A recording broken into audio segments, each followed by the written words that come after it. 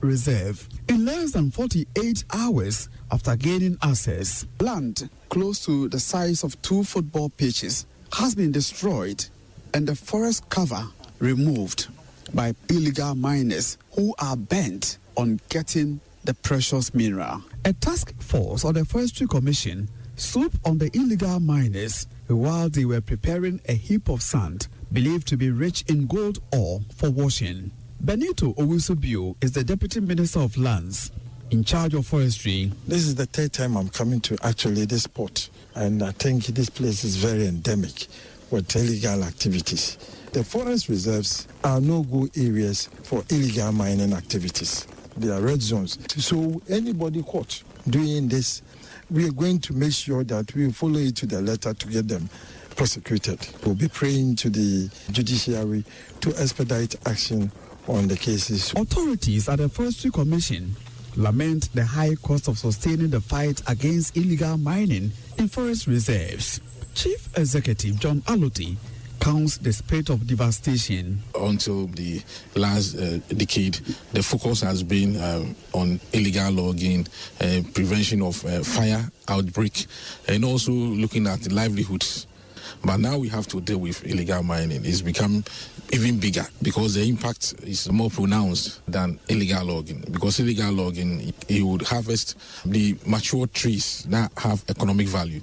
So you still have the forest there, although the quality would have gone down. But this time with the illegal mining, what it means is that you're clearing all the trees, and then it impacts on the soil too. You know, you turn the topsoil, you can't find the soil again, and then it's going to impact on the water as well.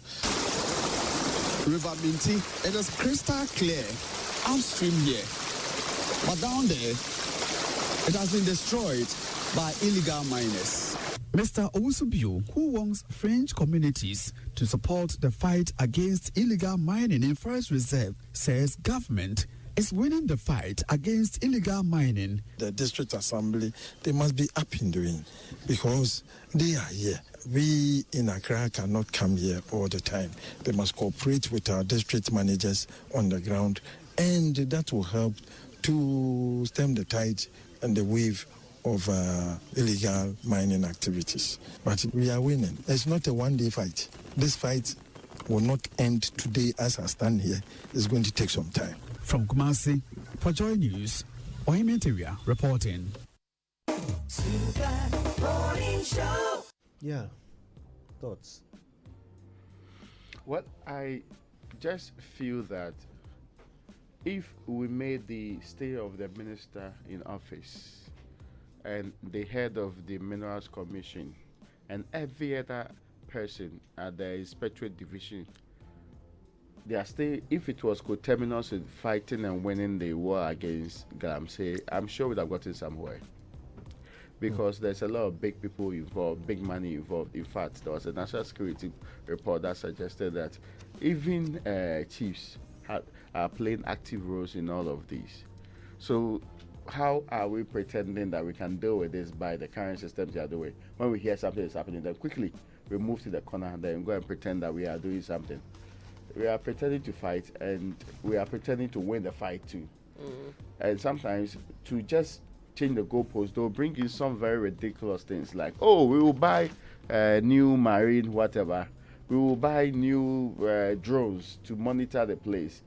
If we had already bought drones long time ago to monitor a thing, why do you have to wait for journalists to report that there is a huge problem there before the drones fail to see or now are deployed with helicopters backing it to go and now fight it? So, I mean, at some point, it should be that people are being sacked for failing to do the work and not making it look like this fight there can never be won. Well, that is the Republic of Ghana. The president put his presidency on the line. Put his presidency on the line. So if no, nothing is secret anymore. Maybe we should have asked the president, if the fight persists beyond which period, would you hand over or leave office if you could not fight it? Maybe that's a question we should have asked the president. So that the putting on the line was not enough. That is like giving us timelines. That if I don't fix this by the next year or 2 years' time, I will let go. I will go and stay somewhere else. talking about putting the presidency on the line, you're right, we should have asked a few questions. Putting the presidency on the line, does it mean that I am prepared to lose an election by fighting Or resign? Or resign. The impression is that I am prepared to lose an election by fighting Galamsey. And you may have listened to the president make the point sometimes, even when it comes to free SHS, that by virtue of his winning the 2020 election is an endorsement of the things he has been doing. Is this an endorsement of the fight against Galamsey?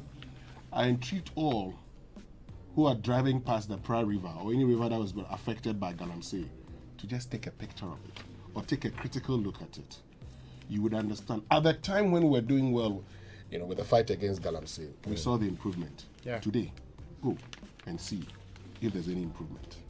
My frustration is if a video doesn't go viral, if one reporter doesn't get to the ground to tell the story of what is happening, we won't have officials. At great risk to themselves, by the way. Let's jump be on clear. choppers to go to the ground to do inspection and to tell us that we're winning the fight.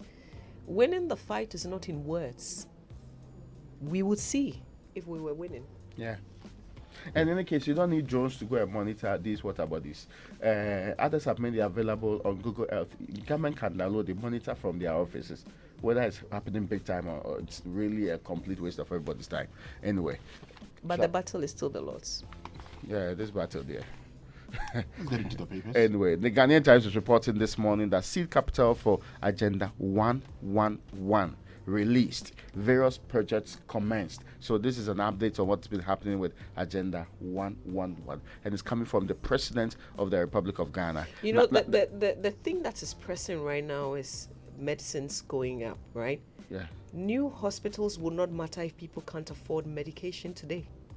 Well, that's interesting. Now, platoon of naval personnel deployed to fight Galamsey on Ankobra and Ofin rivers. The new hospitals will still be important. At least there will be a place where you can go to be told what is going to kill you because you can't afford the medication. Now, yes. So a death diagnosis center. I thought we would realign the priorities. Government will work on it. Government will devote resources to it. Anyway, now, so the Galamsey people are talking about platoon of naval personnel deployed to fight Galamsey on Ankobra and Ofin rivers. That's the update we are told. And Ghana's childhood cancer ambassador dies. That's also on the front page of the Ghanaian Times. Very terrible story there. There's a plan to promote efficient, integrated iron and steel industry. The master plan has been developed, waiting for cabinet approval for implementation. That's one of the biggest stories on the front page of the Ghanaian Times this morning. All right, guys, we've been learning a lot from the UPSA Law School Point of Law series, right? There's a story in the Finder newspaper on page 4 about workplace harassment prominent in the informal sector, according to a study. So 7 out of 10 Ghanaians say they have experienced at least one form of violence or harassment at the workplace. And the employment minister also made some revelations yesterday as he spoke on at an event. He said that the incidence of violence and harassment was more prevalent among the age group between 22 to 35. That's what I'll highlight on that. Draft policy on release of public lands to be completed next month. And there's a story on page 2 about China, the largest government creditor to emerging economies, saying that it will forgive 23 interest-free loans to 17 African countries and redirect $10 billion of its international monetary fund reserves to nations on the continent. Well, the question is, would Ghana be part? And why not? I thought we were friends of the East. Well, and talking about China, they practice what you call scientific socialism. Yeah. And Kuba talked about that. Yeah. Yes, they say they practice scientific socialism. Progressive socialism. And socialism being, a means where the production, distribution, and exchange is owned or regulated by the community as a whole. We all of us. All together. All for one and one for all. All of us. Yeah. Not a few. Yes. It is a very valid system of government. It's not the only way to help the poor. Very valid one. And, in a part of the world, we should be thinking about that. In fact, a lot of our policies, factor all of these. In fact, our local economic development policy factors in a sense before any development in the community. The whole community should sit down. Participatory democracy. Exactly. Brilliant. Exactly.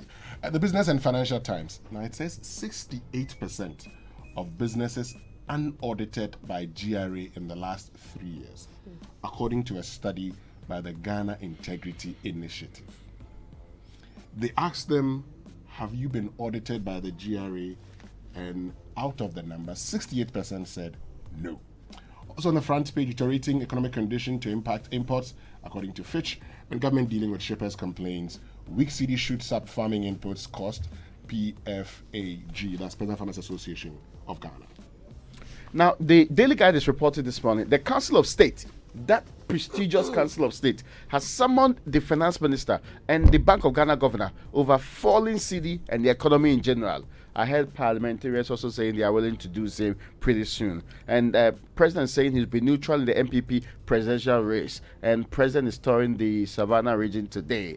Government deploys Navy on Ankobra often. I brought you that earlier. And gunshots at Tamale NDC office. That was top story last night. Those are the stories that are actually on the front page of the Daily Guide this morning. The Daily Graphic newspaper says a total of 23,495 people tested positive for HIV in the first half of this year alone. That's January to June. The figure is 2% of the 948,094 people who undertook HIV testing from January to June 2022. But this figure is the fear is that it will be higher than last year's. Which is really, really alarming. Post-COVID.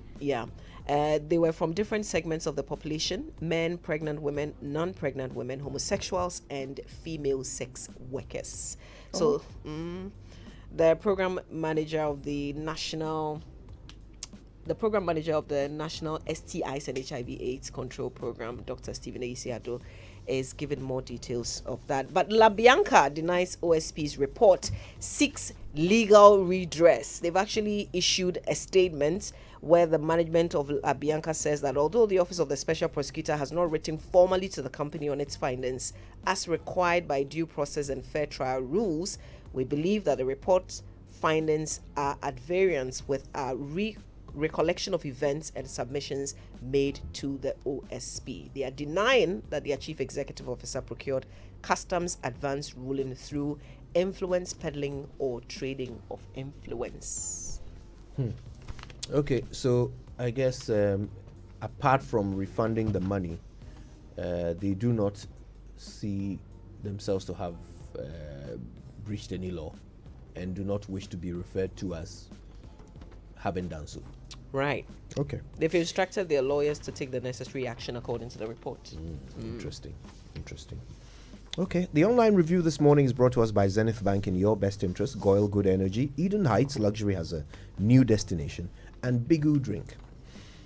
Now, the easy process of linking your Ghana card details to your Zenith Bank account is still ongoing. Visit zenithbank.com.gh to link your card to your account today. Remember, you will not be able to effect any banking transactions if you have not linked your Ghana card to your Zenith Bank account. So visit zenithbank.com.gh today to link your card. It's easy, quick, and very convenient. Zenith Bank in your best interests. Right, guys, can we bring up the headlines? myjoyonline.com has this one. She stole from me to buy phone for her boyfriend. Businessman laments dishonesty of Ghanaian employees. Hey, Hadu. I think the boyfriend passed the pain. The boyfriend did what? Passed the pain pass. Extended GES Deputy DG has nothing new to offer. Nochu Koto is the one making this claim. And on the BBC's homepage this morning, Ukraine marks Independence Day amid fear of attacks. Time now for the BBC News. Brought to us by Fidelity Bank, Believe with us, Telefonica Ghana, celebrating 20 years of legacy, and Millennium Insurance, your trustworthy partner. For decades, we have helped businesses connect with their trade partners all over the globe. From Ghana to Burkina Faso, Cote d'Ivoire, Benin, Togo, Senegal, China, Morocco, France, Netherlands, and many other countries. We have made it possible to bring Ghana to the world. We have brought small and medium businesses closer to their customers across the regions in Ghana with our SME support facilities. We have brought relief and smiles to the faces of families with our employee personal loans. With our cutting-edge technology and digital support, we take the burden of complex thinking off you, making life simple.